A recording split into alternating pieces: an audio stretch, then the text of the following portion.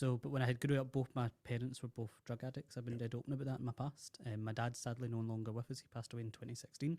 My mum's still here. She went through rehab and she's now working with homelessness people in the city. So she's fantastic, remarkable woman. So that was sort of where my politics and my slight interest in social justice started, was because of that. Because when I grew up in Cranhill, it was the best place in the world to grow up in. Absolutely brilliant place to grow up in, brilliant people, but every single person was going through the same thing.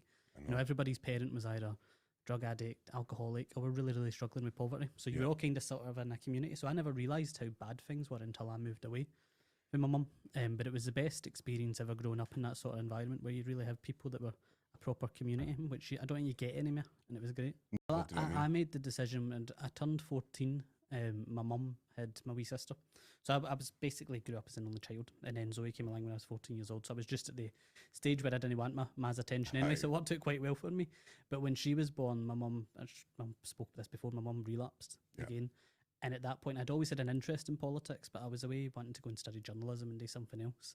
But I decided I wanted to go into politics because of what I'd went through. And because when Zoe came along, I thought, I'm going to make sure that you don't have to grow up the way that I grew up. I don't want any kid to have to go through the pain that I went through when I lost my dad.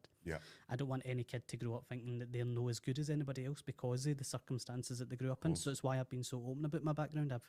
One of the first interviews I done when I got elected as a councillor was talking about it, because I wanted to show kids, particularly in East End of Glasgow, that it doesn't matter who you are, what your background is, you can work hard to achieve something.